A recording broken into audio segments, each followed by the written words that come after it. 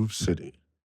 Hey, what's going on? I'm Ari. And I'm Rich Furniss, and welcome to another episode of Groove City. We are super stoked. We have a guest in for Any, all the way here from...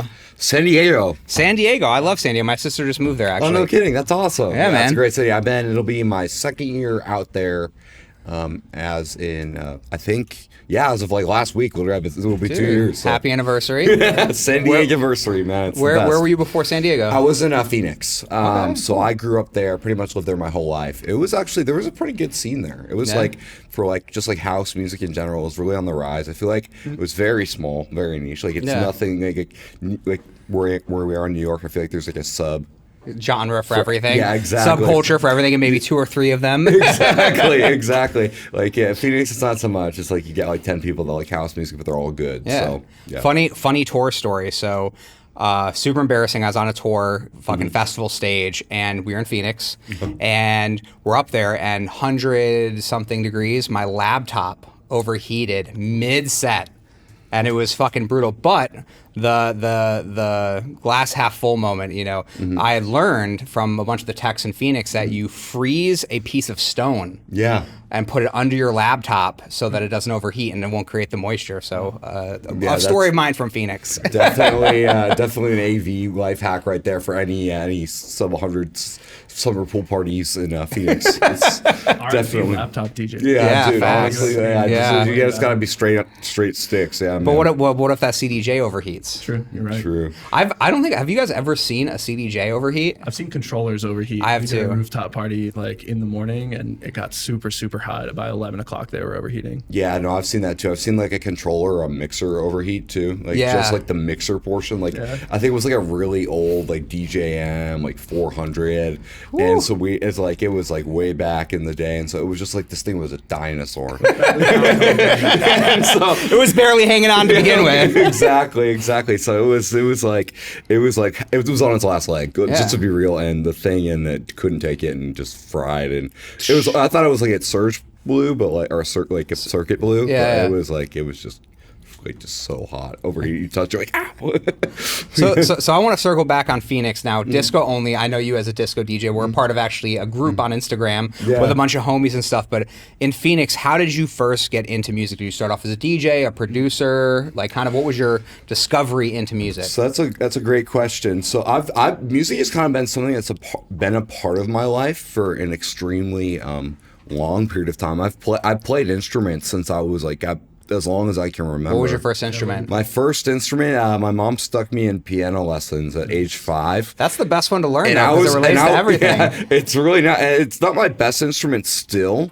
But like I'm not gonna lie, when I was like 5, 6 years old, I was cracked. Like I was good, and I was playing. Yeah, no, I literally was playing. I was like a nerd, so I loved like classical music as a kid, like growing up on like freaking like baby Mozart and shit. Dude, yeah, man. And so I would like play my first song that I learned how to play when I was like 6 years old at my piano recital was like Minuet by Bach. Dude. And all these people were like, damn, who's this Let's kid? go. But then like it was funny, like my ability, like I couldn't sit still through piano lessons. I just had like such a problem like with theory and like all that just drove me nuts.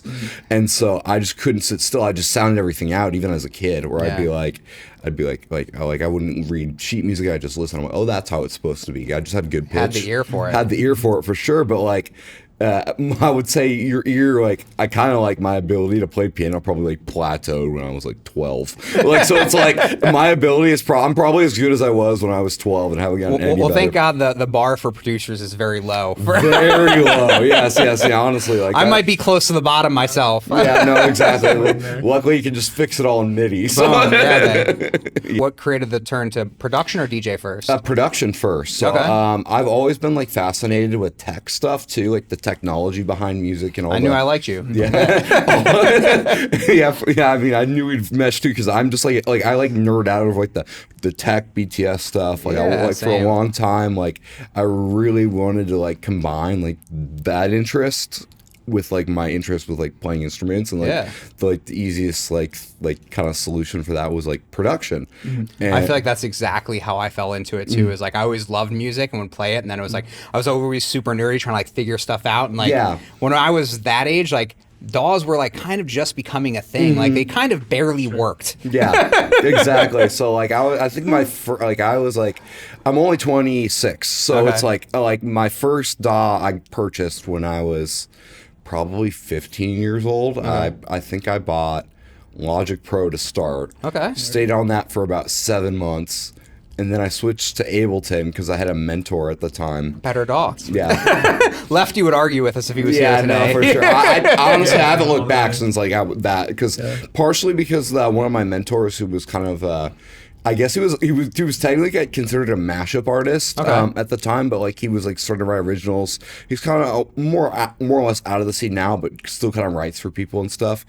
Cap Slap was his name. Oh yeah, I remember Cap Slap. Of course. So my buddy used to manage him. Oh, that's cool. And so he kind of like was like he was always in Ableton. So I was like, well, since he's kind of showing me a little bit of how to do my thing, Might as well make the switch. And I haven't looked back. It's just been awesome. What music did you first start making? Or what was That's a really funny question. So I honestly was dog water like at production until like 2-3 years ago. Yeah. Like I feel like It's a I long always journey, man. Yeah, It's I a always long journey. joke. Yeah, I always joke with my friends who are trying to get into production. I'm like, it's like Photoshop for your ears with like a 9 to 10 year learning curve because having to training your ears. I feel like takes a lot longer than like training your eyes. Yeah. And so like even though like I was very musical, like the elements like to like get a mix to sound good and like all those things took a lot of time. Yeah. And so That's the black magic right there. Yeah. I think all of those pieces of it, the Yeah. finishing touches, you know, Exactly. Last 10%. Always. last Yeah. 10%, man. And then once you're there, you kind of develop like a pattern of like what you want your sound to be. I was always like, even like when I started playing out live, I was always kind of gravitated towards like the disco house realm of things. Okay. But I think in terms of like even like honestly like when I first started playing like funky house and disco house, like I was the only one in Phoenix that would Play that. play that realm. What You were was putting most them of the on. scene? Was it like tech house? Most of the scene out in Pop Phoenix stuff? was like there's like two scenes. So there's like the bass scene, like the bass music, the wooks, like in that, and then that like when Ari's a wook. Yeah. Headbangers, all that, like the Excision crowd, and then there's kind of the more the house crowd. House crowd's a little bit more. I would argue the house crowd's a little bit smaller than like the bass music crowd out there, like in terms of just like size and like. I people. feel like that in the middle of the country in general, like Denver, for instance, I feel like is very Yeah, in that Denver's direction. like all that. Yeah, Yeah. no, for sure. Like it's like I have a show I think in Denver coming up, and I'm like, are they expecting bass? Because that's not what it's like the softest form of like electronic music possible. Like it's gonna be like, oh, I mean, where are my happy feel good softies at? That's kind of my mantra. Like all my music that I play, like I want you to like feel happy at the end of set. I was gonna say too. I feel like you enjoying Mozart, starting to play piano, like disco and disco house is a much more musical genre than a lot of the other ones. So And I feel play a like lot of instruments, so like I can always. It's like really easy for me to like blur the lines between like production and like live instrumentation. I love that. Definitely on the right track with the Yeah, stuff. yeah, and I feel like it's funny. I've always kind of sucked at like writing like anything that's more rhythmic. I feel like disco, primarily like disco and disco house, it's just like a bunch of melodies and counter melodies like stacked on top of each other. And so like it was much easier for me to like write an original melody. Like I'm not like the most like musically like skilled like in terms of like my chops, but like I'd say one of the things that I'm like better at than most is like originality. Like I'm able to like think of lines like that pretty quickly. I think that's what Stack those separates. layers. Yeah, exactly. I will say the one thing that I do think that for disco house particularly you do need the rhythmic part is the bass line, baby. That bass line needs to move. But even the bass line is like a melody. Like that's what I'm saying. Like the bass line, even though it's rhythmic, it's still like a melody because of how much you're moving around. I Yeah. play bass too. I do. Yeah, I do. Yeah. I'm like air bassing it over. Yeah, exactly. No, I play bass. I play piano. I play guitar. Play a couple things, but Did the DJing start because of the production then, or how did that kind of morph? yeah, the DJing started because of the production. Because what I learned very quickly is like a lot of people are DJs and not producers, or a lot of people like you kind of have to do both. Yeah, facts. I think And- especially nowadays, it's more and more important. Especially if like you want to like, I think the music is still like the most important thing in the industry. Well, thank goodness, because if it isn't, I think we're fucked. I think some people argue that. No. It's just like I just feel like at the end of the day, like for me, like the music has to be the priority, and I feel like the DJing side is like the rewards or like the fruits of all my labor and countless hours kind of perfecting my. Well, I think track. that's like I think there's a clear definition between producer DJ, which I think that's the producer DJ viewpoint, and then I think there's the DJ producer, where I think you kind of see the inverse, because I probably started off more as a DJ, and I started producing because I'm like, I want a product for myself, and also I would see songs I'm like, well, I wish this song did this instead, or I wish this happened like this instead. So I think like depending on how you conquer it, it's a different journey for a lot of people. Absolutely, I totally agree with you, and that's like the majority. I feel like of people, like usually most people start off DJing it, like and then kind of go to the production side. Yeah, I feel like my from like production to DJing is a little bit not as common, I would say, but that's okay. I mean, do you think that the fact that you produced first made it easier for you to start DJing because you kind of already understood phrasing and key and like different rhythmic patterns and stuff like that? I'd say yes. I think honestly more so the production, just being able to play instruments, like because having that kind of like stage, being like ready to like play. Like I feel like DJing is not. It's for me, it's a little bit easier to go out and perform like on a deck than like if I were to be like playing guitar in front of a big group. Yeah. So I felt like that was a really kind of like a little bit of an easier transition, and it was easier, more accessible to me. That makes sense. Feeling. It's that playing. Exactly, that familiarity, just like with like the instruments and keys and how things work and like bars and all that, like all that kind of prior knowledge, I think did help a little bit with my DJing. Absolutely. 100%. The stage presence as well, and just being comfortable. Yeah, absolutely. You can't really teach that. You kind of just have to do it. You just kind of have to do it. And like I said, like I'm not like the most like charismatic person ever on stage. I wish I was. Some people just have that ability just to like be the show. Yeah. Oh man, I wish I could hide in a corner on the stage. Throw me back in that dark room about how it used to be in the 90s. I used to like forget, like I gotta smile up there, I gotta like look the part. Like I mean, it's like sometimes like you just get so locked in and focused, It's just they used to call it Serato face. Yeah. Oh, that's so funny. That's really good. I've not heard that. That's funny. Yeah. That's classic. That's good. Classic Serato face. It's like the opposite of a stank face. It's like the Serato face. Just crazy. All the way in there focused. It's locked in. I love that. I'm curious, going back for a minute, we were talking a little bit before this that you were just playing at Chow Chow Disco. Yeah. Shout out Chow Chow. Woo! J-Pat. Yeah. I'm curious. And Ross. Can't forget Ross. Sorry, Ross. Coming from the West Coast scene and now playing out in New York and kind of being here, could you like compare and contrast the two? What do you see that's similar? Where do you see them differing, in terms of crowd, genre, all that sort of stuff? That's a great question. I feel like New York has like I think we kind of mentioned this a little bit earlier in the show, but like I think New York kind of has like a niche subgenre for like everything, which is awesome. Like it's so great. Like San Diego doesn't really, or the West Coast in general. I mean, you if you build it, they will come. Like that's kind of like my mantra with like anything, but like it's not as like I would say like fluid of a like scene like for like disco where you can go out and find a particular like venue or whatever. Like I mean sure there's great venues like in LA. There was one, gosh, I'm blanking on the name. It's Clavette's Club. Yeah. And so that one's really sweet for disco music. There's just a lot of stuff that has like certain niches, but like at the same time they don't always play like disco there. Like my buddy Kai William, I don't know if you know Kai. Yeah, he's done classes here actually. Yeah, I'm going to his thing on Saturday too. Nice. So yeah, with because my homie he was rocking the Raw Cut shirt, and my buddy works for Raw Cuts, did the media for me last night at Chow Chow. So who was it? It was Cal. Cal, yeah. Cal's the man. Yeah, so I met him through Kai and Teague. Nice. And so, or Anada. I should say their DJ names. Are you finding that people are coming out for the disco stuff, and that's kind of a growing scene, or it's? I am. I feel like the biggest struggle right now for anybody who plays that music is people willing to take a chance on the genre, because like especially like I mean, not necessarily here, but like most places, like it's like very minimal. It's very tech house, a little bit darker. Like that's what sells, and people know that's what sells. Like promoters and event companies, and so it's a little bit more challenging to, I would say, like navigate the realm of like, hey, I play disco house, like take a chance, like I sell tickets, but like at the same time, like it's not like, it still like feels like a risk to them, like stylistically. Yeah. And so Wow, I feel like disco house become so popular. I think in New York, in the past like year or two, yeah. in New York, it was like since 2021, Yeah. and I feel like now a lot of other places are following suit with it. Like I think you see it a lot in like smaller markets, like in Nashville with manager Mike. Like he has his really good night there, popping off really heavy in Chicago right now.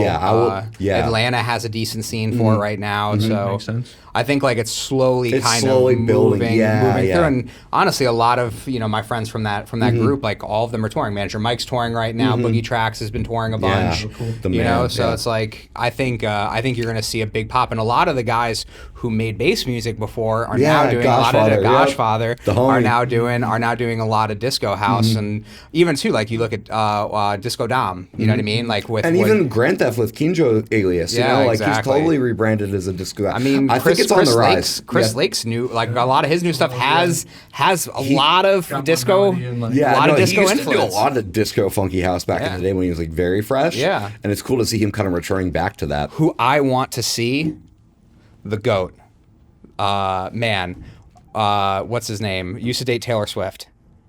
John Mayer. No. That's Oh why my God, I love Calvin John Harris. Mayer. Oh, Calvin Harris. Calvin Harris, Crazy. what like his like disco influenced album. He didn't go all the way there. It was more pop, but like that man plays every instrument. He is the GOAT of melodies. Like I mean, just He would crush it in that he would realm. crush disco. Calvin Harris, if you're listening, make a disco album for me. Us. Us, all of us. Just for Rich Furniss, though. I'll take any promos. I'll send you my promo email, Calvin, if you need it.